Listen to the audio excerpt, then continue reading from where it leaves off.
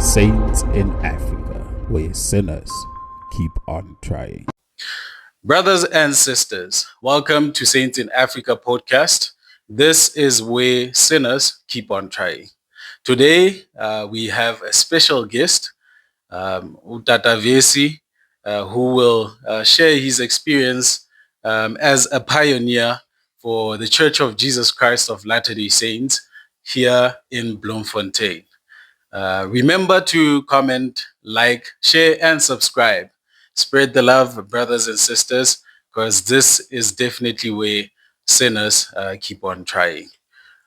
For today, we have Simpiwe behind the camera as well. And unfortunately, some of our teammates or team members couldn't join us today due to mabaga, of which is like commitment, and also um, uh, shout out to our co-host who has a child sick. We wish your child Mo speedy recovery.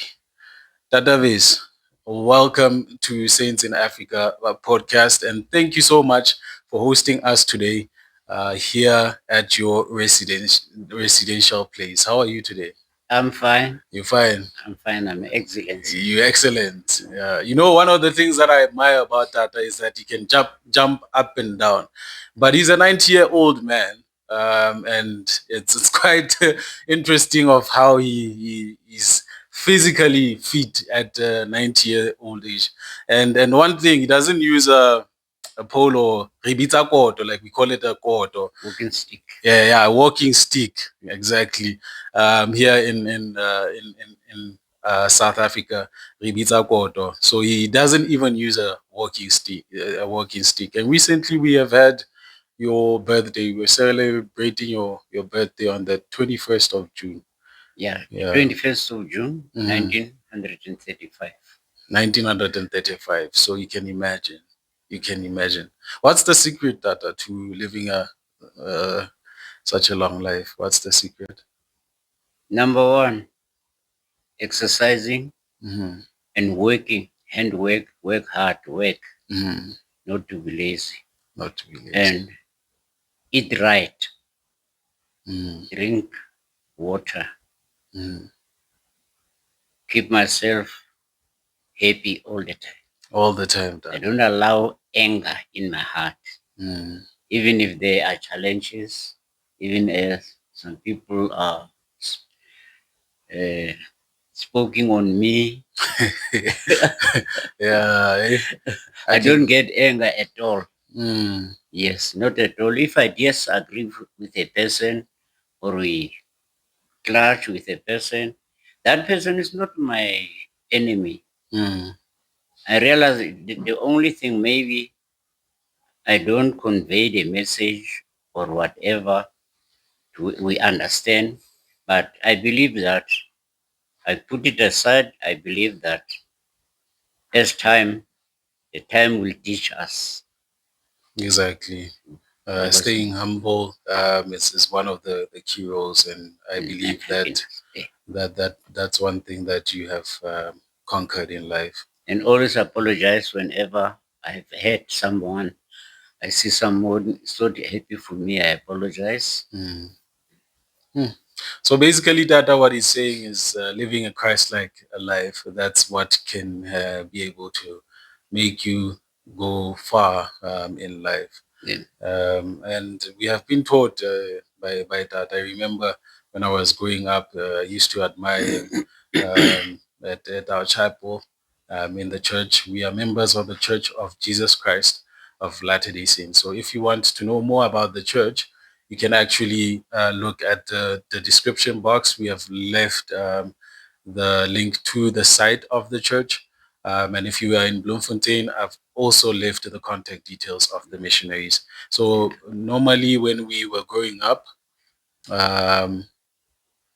we used to see that. And one of the things that I've learned from the church is that when you are growing up, you need to obey your father and your mother, that your days may be long here on earth. Yes, Tata. I can tell you, at the age of 12, when I was 12 years old in 1947, I told myself, and I made this decision, I shall abstain from Liga, I shall abstain from Twago, and fighting with other youngsters. I'll avoid fighting and clashing. And I will always run in the morning.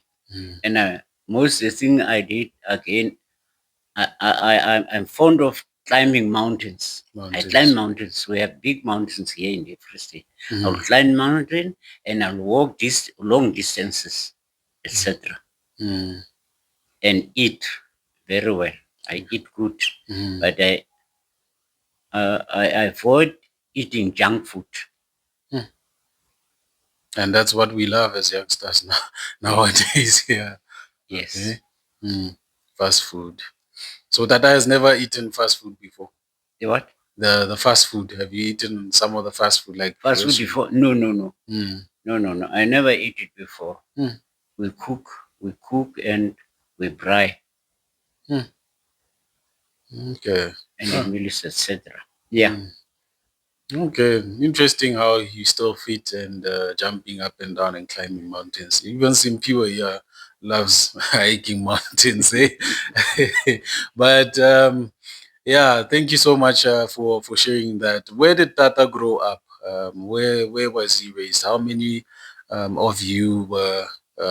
How many children did your father and your mother have? I'm from the polygamy family. My father had 2 wives. My wife was a second wife. We called it in our tradition the right hand wife, meaning that if the house of the crown has got no heir, the heir. Yes. The first son from the second house will be transferred to the first house. But fortunately with us, in the senior house, there is 4 sons and 2 daughters. Okay. In the right hand wife, which is my home, it is me and my sister. Okay. Of course, I had 3 sisters. The firstborn sister passed away, and then it was me and my sister. The last born, also who was born in 1948, she has passed away. Now it is only me and my sister. Your sister Rosina. that is left. Okay. Rose. Rosina. Okay. And how was the experience that living in a polygamist home like for you? It's very excellent, especially when we are united. It is bad when we are not in good terms. Very bad. When you are not in good terms, it's not. But when you are in a good term, unite to one another. You become strong and happy. Yes. And now I really don't know most of the historical stuff, but would it be something that you'd say, like according to history, at the moment we know that even in the church, polygamy was practiced until a certain prophet where it was ended. Yes, from 1839, polygamy was introduced in the church, but in 1890, the 4th prophet came with a revelation that no more polygamy until now. But fortunately, although I'm from the polygamy family, at the age of 19, I decided that I shall never join polygamy. I want one wife. One wife, okay. And at my home, we were taught that we should not marry other nationalities. We should only marry in our culture. We should not only marry in your closer clan. In the closer clan. Yeah. Yes. The Zulus and Tswanas must marry there. But I made a research. I found that we're all in one. We all look one. We can differ by features and by colors and by and by languages and so on. To me, it makes no difference. What I found is that once we are united and we have lived, we have loved, we are all nation. And I believe that we shall, if we unite, we will be a strong nation. I decided to marry a girl of my own choice, who I will love and she will love me. I hope the YSCs are listening. Eh? Yes, and that happened to me. That happened to me. The bond I made, that the covenant I made, that I shall not drink, I shall not smoke, cost me a relationship, cost my relationship with my peer groups and with my relatives, etc. And this was before you joined the church, ne? Long before I was 12 years. 12 I was a years. youngster. Yes, yes. I grew up like any ordinary young man. Yeah. Okay. But I made that. I found that I had that feeling that I must not. And I had that feeling that I must not segregate other people, other nations. And I love other nations, with the result that I speak 9 languages fluently. And that makes me happy, because with a language, we are able to communicate. We are able to make peace, to understand one another. Once you don't understand one another by language, always is a friction of misunderstanding. My wife, she's a Lesotho, from Lesotho. I'm a Xhosa from the Orange Free State. I married her. I taught her my language, Xhosa. I taught her Afrikaans. Nice. She taught me English, of course. I speak 9 languages. And then she also had Xhosa and Afrikaans in her. We lived together in our marriage. We lived 55 years, 11 months, 7 days, 8 hours. Yeah. And our vows, till death do us apart, were magnified. But fortunately now, when we joined the church, we're still together. Our marriage is for eternity. She's waiting for me behind the veils now. Yeah, definitely she's waiting for you. And what's the secret, Tata, to, I guess not a secret, but what kept your marriage so long, like 55 years? Because nowadays, when you look at social media, you get, or the youngsters, when they get married, they get easily divorced, or their marriage end up too quickly. They will be married for, say, for 4 years, and after 4 years, it's divorce. What was holding your marriage together between your wife and yourself? What holds a marriage eternity, in that, is a true love and honesty, and a righteously presiding on the family. Righteously, yeah. If you preside, if a man preside righteously to his family, the marriage will concrete. That will concrete the marriage. The man must not rule his family or dictate on his family. He must preside. Each and man must understand the term preside. Presiding, it means that to maintain your family properly, and your family will sustain you. Love the family. Love your wife. And also the scripture says, the man shall leave his father and mother, cleave unto his wife. Cleave. You see? When I got married to my wife, I didn't stay with my parents and peer groups. No. The very day we got married, we stayed together there. And we were close to one another. Very close to one another. Yes. The whole dance all the time. I loved my wife. And funny, we belong to another church, and I become inactive. I always told my wife, there is a right church that we shall join. Then she wanted, which one? I said, I don't know. It was in the 1960s, 70s. I said, no, I don't know. But I have that feeling. But in 1979, in November, missionaries came to my house. But it took me 6 months before I joined the church.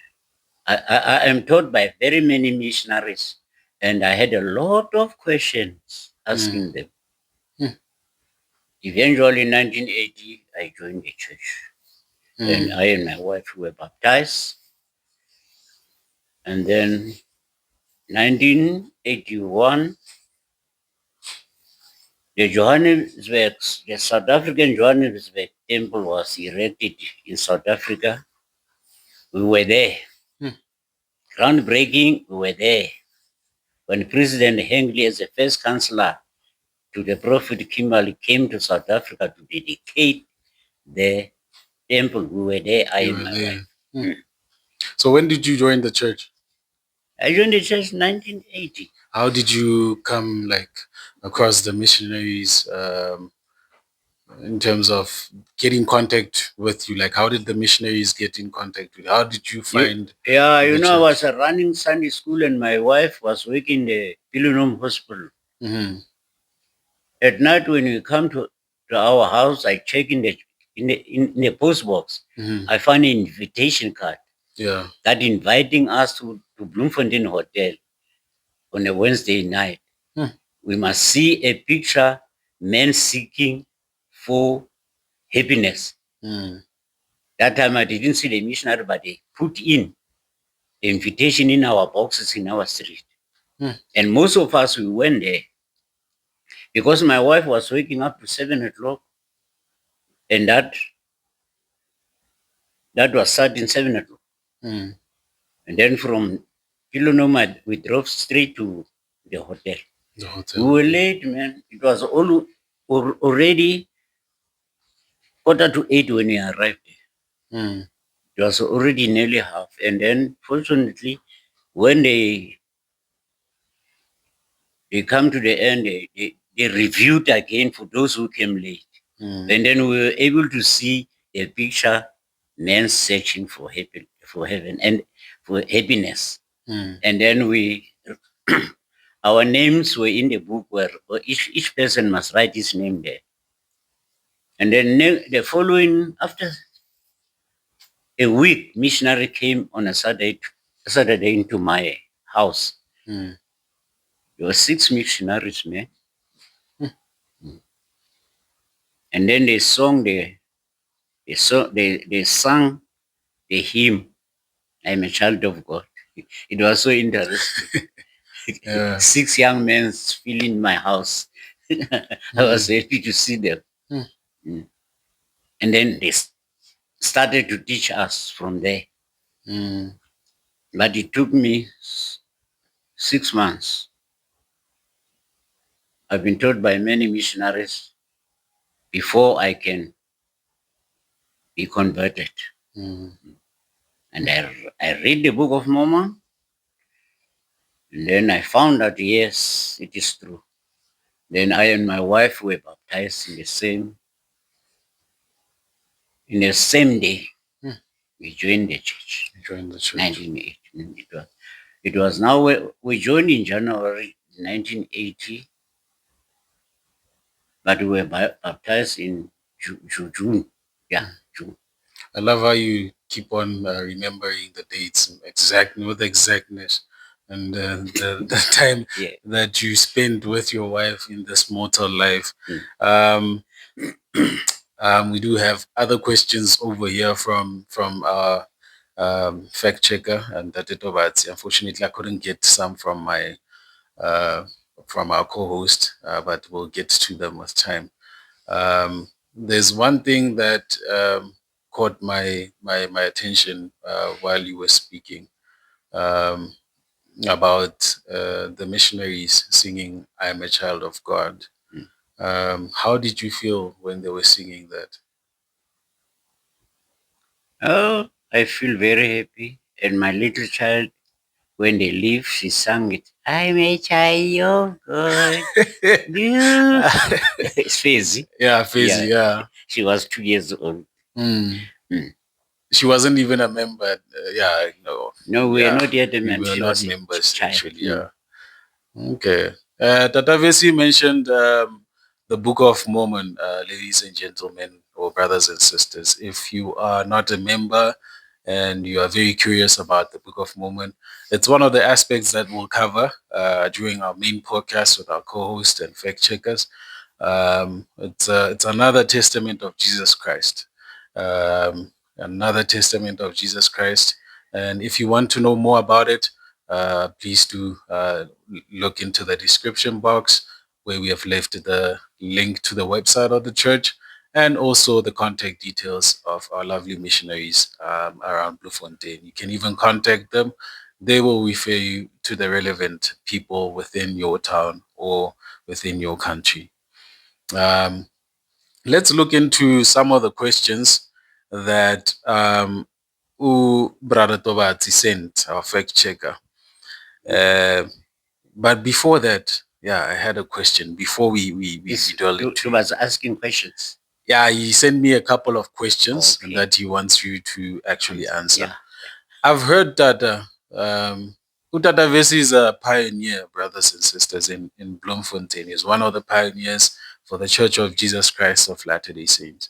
I've heard that you are the one that actually got inspired to select the location of Bloemfontein Ward. Is that so? Like the building itself?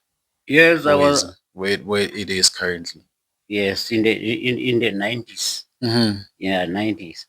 I was the first. I was the first president in Blumanda. Okay. In Blumanda Ward.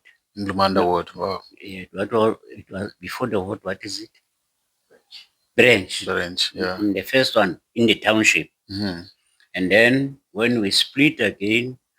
So you were the first branch president of Blumanda? Yes. Wow. Okay. For the Africans here in Bloemfontein. Yeah. Mm-hmm. And also the first branch president for Rockland when we split. And then in 1990, President Osman assigned us for Lesotho to go and help the people that side. Yes, in Lesotho there. To help a couple missionaries to interpret for the other people, to help them there.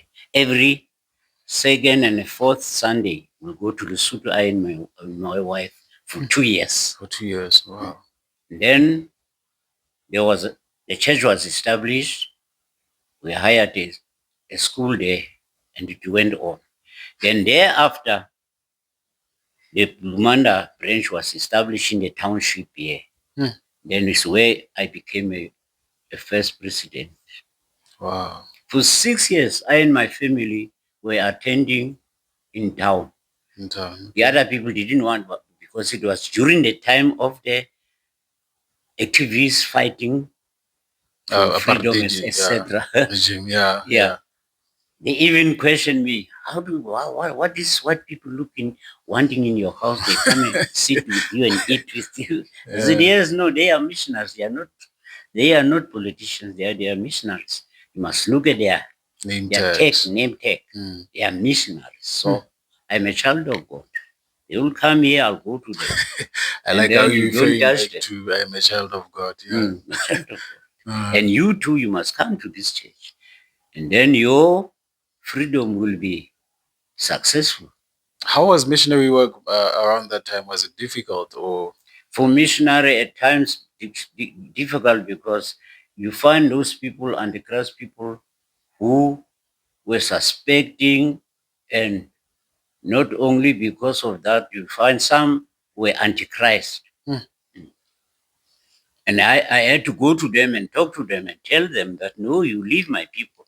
You leave my missionaries here. They are not politicians.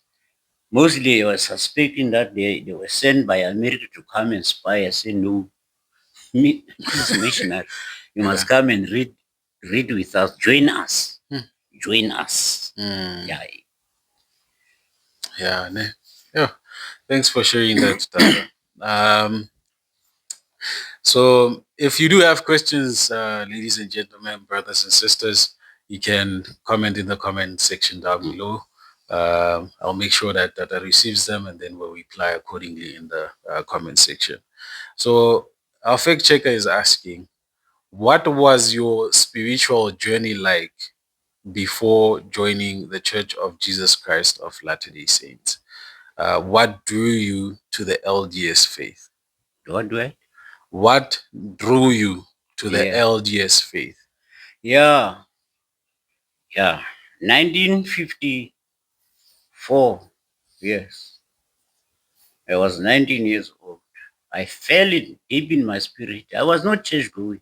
Felt in my spirit that I must be a Christian. And then my uncle was a member of the church, the Full Gospel Church of God. Yeah. My uncle. And then I will pay visit to him. He invited me to join that church. It's also the church from the Americans, etc. You know this Barcelona churches. Yeah. I joined it. And that church, what made me interested in them, they discourage liquor, tobacco, etc. They had good teachings. But still, I became a member there. And I was baptized there. I was not yet married. But still, I had that feeling that there is a church. I don't know why. Another thing I remember, when my uncle asked me questions, I said, no, there's a lot of noise in this church of yours. But I feel there must be a church that is not making a noise. A church that is, what can I say? It goes away this way. Yeah. Reverend. Reverend. Yeah. It need to be reverent. Never mind the pianos and and guitars, but it should be reverent. But in the Church of Jesus Christ, all those things are here, are reverent. It's what settled me. I had that spiritual. When I joined the church, I found that, yes, the feeling I had, here it is. And my wife also testified to me that, dear, you used to say that you want a church of this type, and so this is a church. This is the right church. I said, yes, thank you. Let us join it. Let me join it. That's nice. Yeah. So we this is a podcast for everyone. Everyone is a saint. We believe in becoming better versions of ourselves. And we do believe that everyone should practice their religion freely, so especially when it comes to you guys having your own denominations. We do not discriminate any church. So that is just also answering according to what he believes in. If you are not a member of the church and you are watching this podcast. All right. Another question from our fact checker is, what role have your ancestors played in your spiritual journey? And how has your understanding of your heritage influenced your faith? Ancestors, concerning ancestors, I did believe in ancestors, but I didn't know which right way to serve them. Because I had dreams. I will see my ancestors in my dreams. Yeah. At right times. But the way they were served in our culture, to me, it was contrary to my thinking, to my understanding. But now when I joined the Church of Jesus Christ of Latter-day Saints, I found out we need to work for the ancestors, to serve them.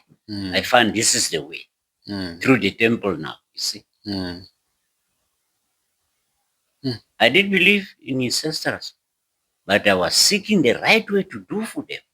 Just like I was yearning for Christianity, for righteousness, but I could feel that there is a right way to do it. How? But I didn't know which church. I did go to Methodist Church. My first girlfriend took me Roman Catholic.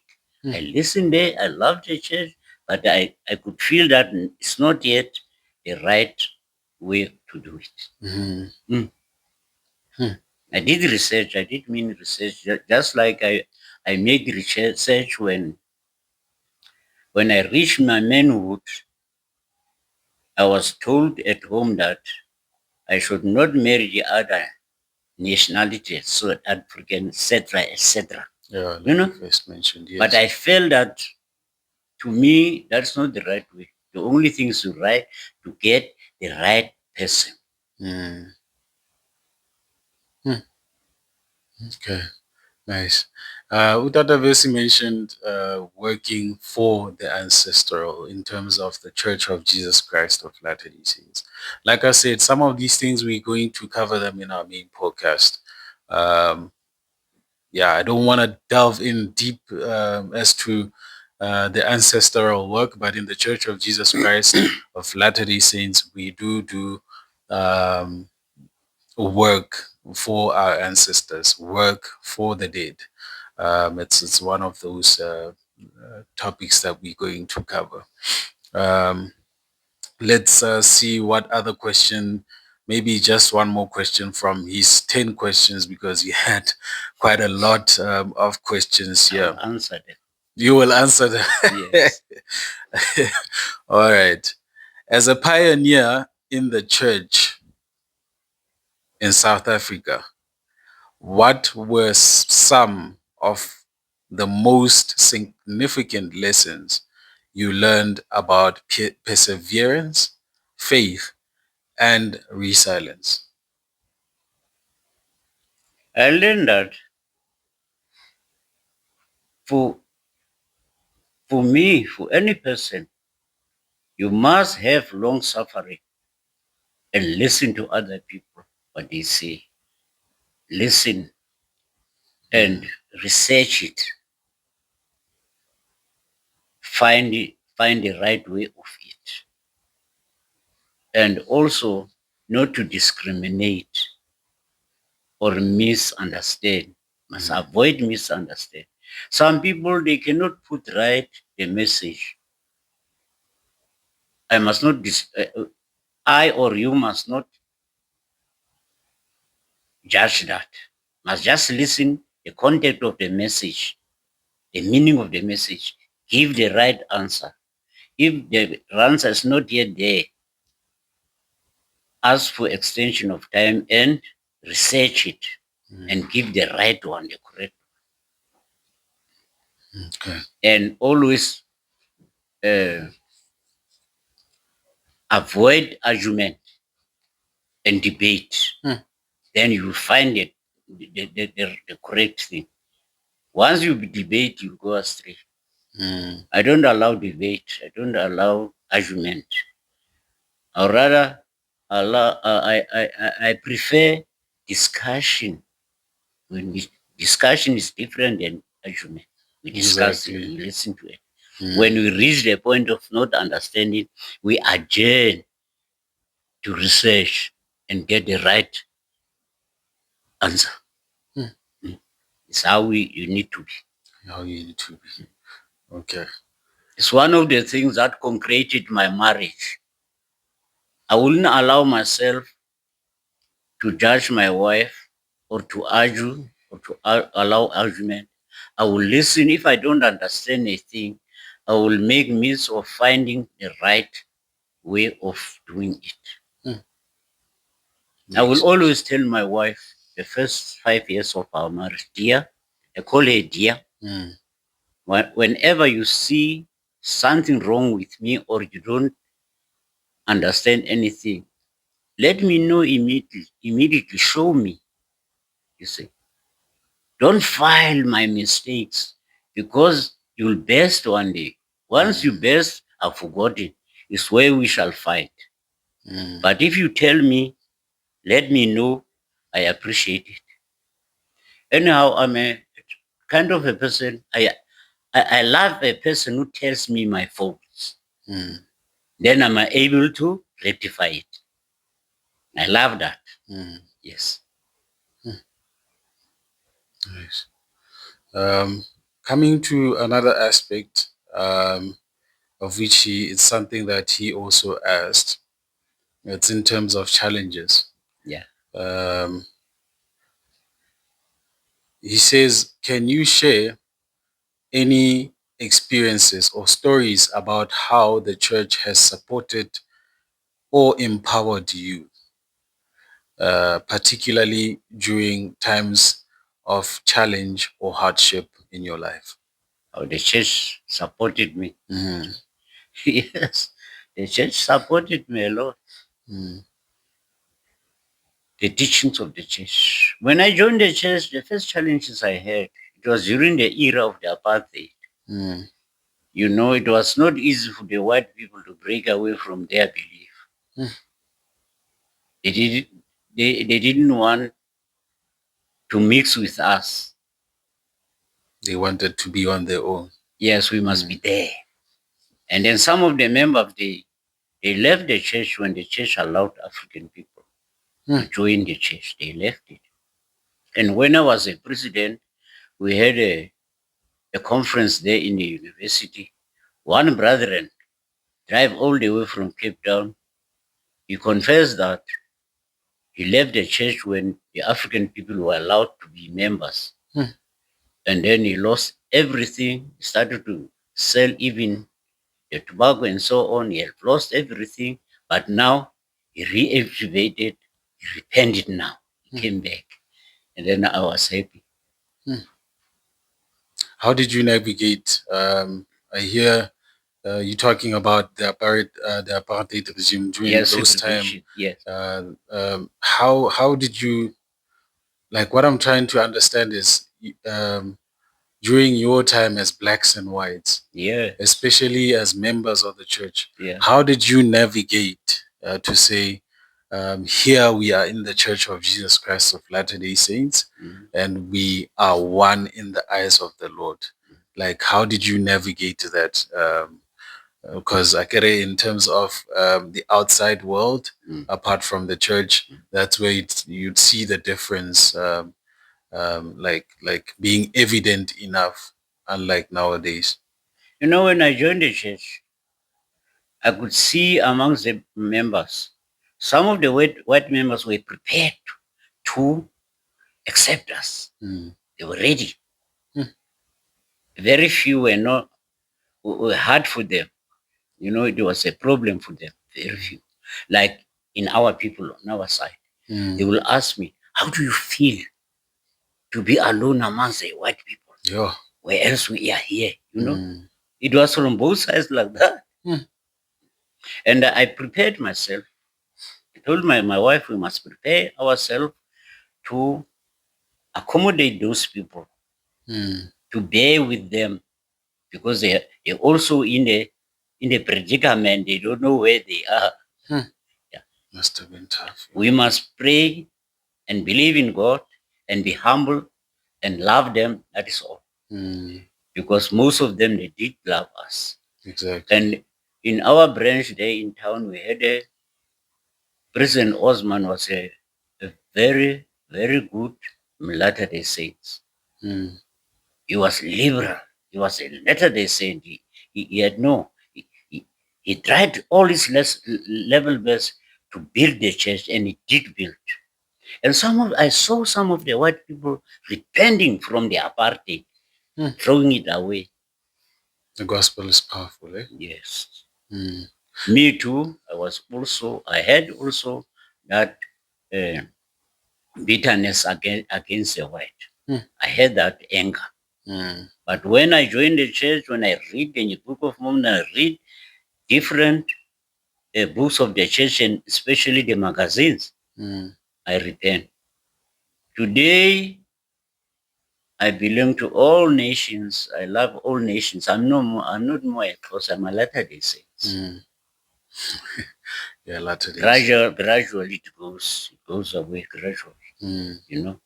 But today now, I feel that I do minister, I do talk to the people, I do tell them, for us to be able to govern ourselves spiritually and manually, we must do away with segregation and prejudice. We are one, regardless of color, regardless of creed, language, of what. The best thing is to learn other people's languages. What encouraged me more, I read the priesthood manual where President Kimal said, you must learn all the languages, especially your own languages, so that other languages do not mislead your tongue. That encouraged me a lot. I'm happy to see different language. I'm happy to challenge it, to know it. I welcome challenges because challenges builds you, makes you strong. Exactly. To climb a mountain is a challenge. I was taming horses when I was 16, 17, 18, 19. Wild horses, tame them to be rice horses, to be show horses. I like rough job, climbing mountain, riding horses, etc. Challenges makes you strong. Exactly. I love that. My mother used to. There was this one point where I was praying actually in the house, and at one point I said to Heavenly Father during the prayer, I said, "We are grateful for the challenges that we encounter in our lives every day." After the prayer, she looked at me. She wasn't a bit. Happy, I'd say, I don't know. But with time, when she gave a talk at one Sunday on the pulpit in the church, she mentioned that she couldn't understand why I always say I'm grateful for the challenges until she got to realize that they are the ones that actually make us grow. And it is true that. And one other thing that Tata mentioned, I like how, from what I gathered as a whole, is that how they navigated between the racial aspect is that they were focused on the Savior Jesus Christ, regardless of the imperfections that they had during that time of the apartheid regime. The only focus was bettering themselves by looking towards the Savior Jesus Christ, and that is one powerful lesson that we are learning from Tata. Just two more questions before we wrap up from our fact checker. He says, what advice or counsel would you give to your younger generations of Black members, particularly those who may be navigating similar challenges that you have experienced, and those that they face in today? Like, what advice would you give to our audience and the younger generation when they're coming up? Yeah. The advice I can give, I do give. Prepare yourself to be a man. Prepare yourself to face challenges because challenges will come. Build yourself. Be humble. Humble yourself. Prepare yourself to be what you want to be because knowledge will take you where you are and where you want to be. Must not have a discrimination. Must not judge. Must have long suffering. Must have patience to one another. Must listen to a person. For instance, me, first of all, I always ask myself, why is this person like this and like this? What caused him? Once I see what it is, I'll rather bring solution rather than to criticize that person or condemn that person. The young people, they must be honest for themselves, in themselves. They must first love themselves and be honest in themselves. They must abstain from liquor, abstain from tobacco, abstain from fighting, must seek the knowledge and the wisdom of tomorrow for them. Prepare them. They must not live in the past. One must not live in the past, must live in today and for tomorrow. Prepare for tomorrow. Yesterday, we must learn from the mistake we made. We must not be guilty conscious all the time. We must learn from the mistakes, we must learn from the challenges. The challenges strengthens you. Without challenges, you won't be able. For you to know a sweet thing, you will taste the bitter thing. For you to know the bitter thing, you'll taste the sweet thing. Exactly. Things won't come the way you want. Things will come the way it should be. And the way it should be, you have to work hard to achieve it. Achievement that is not a Christmas, don't just come to you. You work for it. You work for a price. You climb the mountain to be strong. Yeah. You train, you exercise running to be a fast runner. To be a good football player, you need to exercise. Exercise, working, practicing what you learn, you'll be able to qualify. You don't read your books, your school books, you won't pass your exam. You must read diligently. You'll find the answers and the success. Thank you so much, Tata. I hope you heard, brothers and sisters. In order to know the sweet, you have to taste the bitter. The last question that our fact checker has is, looking back on your life, what do you believe is the most important legacy you will leave behind? And how do you hope to be remembered by your family, community, and the church? Come again? He says, looking back on your life, what do you believe is the most important legacy you will leave behind? And how do you hope to be remembered by your family, your community around this place, and the church? When I look back in my life, I grew up like any young man. There is a times when I will never wish to be there again. There's a time when I grew up, life was very tough for me, especially the time when I was about to choose a partner for me. I had a very hard time. And I would like to leave the legacy of what? Of righteousness. I would like the youngsters to copyright things that I did, especially the good way of living, the healthy life. We must take it from. Only by eating right, by living right, by striving to be righteous.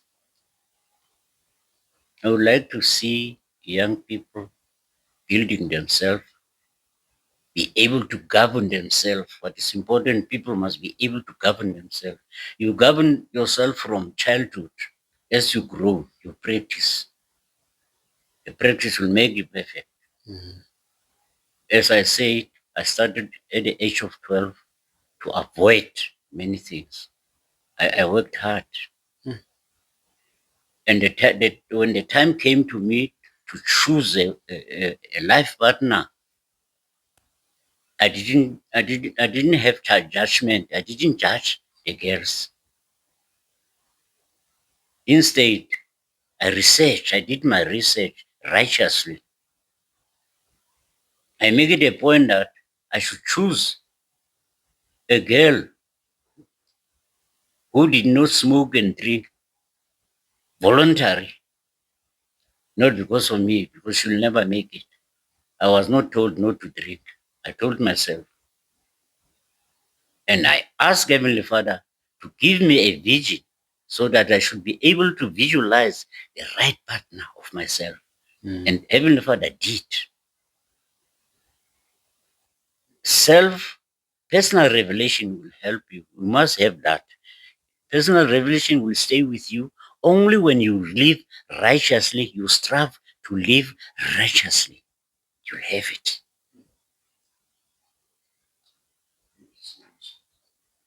And it's not easy. It's not sweet. It's hard.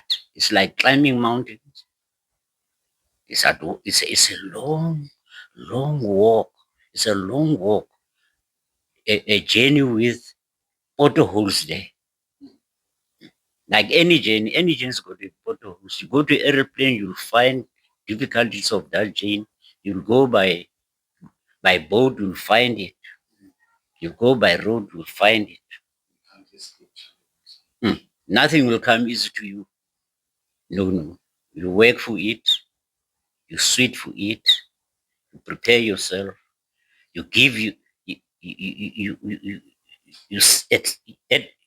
to a stand of satisfying. You will satisfy for that.